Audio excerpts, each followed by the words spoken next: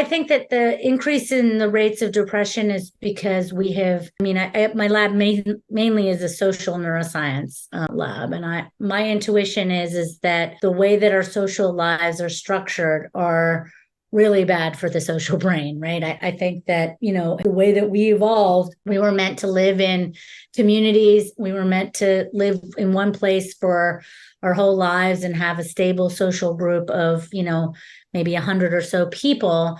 And now we live kind of socially isolated from each other. I talked to a real estate broker who told me that average American moves every 6 years. It's just we don't have the same quality of stable social interactions and generational stability in our social environment. And I think that these impairments this degradation of our social lives is made worse by some of the modern technologies. I think that social media should really be called anti-social media, because what you're basically exposing yourself to is a bunch of anxiety around social interactions, but you're doing it sitting by yourself in a dark room or staring into your cell phone without the sort of social buffering of fear that happens when you're hanging out with your buddies, when you're, socially well connected.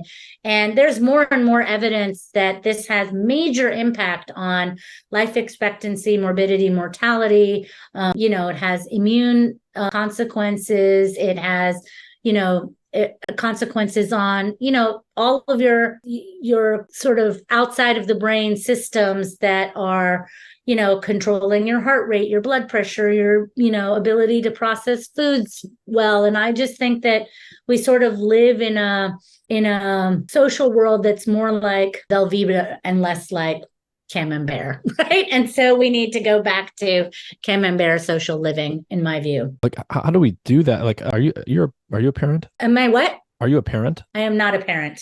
Oh, okay. I was But I'm going to an ask. allo parent. I like to think of myself as an allo parent. I am deeply embedded in I have these beautiful paintings that were made for me by my Uh, friends. are those octopuses?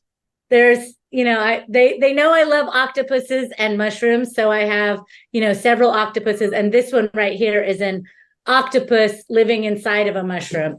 So my friends' kids do them for my birthday, and I save them. I love them. I definitely enjoy being sort of cool anti-ghoul, although they keep it real, like one of them was telling the 10-year-old was telling the 7-year-old, Ghoul knows a lot about animals, but not that much about dinosaurs.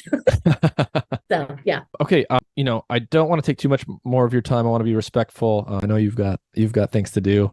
Is there anything you want to reiterate or any final thoughts you want to leave people with about sort of the general subject matter that we covered today? I guess the only other thing that we really didn't spend a lot of time is that, I really am very excited about the clinical trial that we are raising money for to look at whether or not we can pair psychedelics with motor learning and specific types of motor training to get much better stroke recovery outcomes.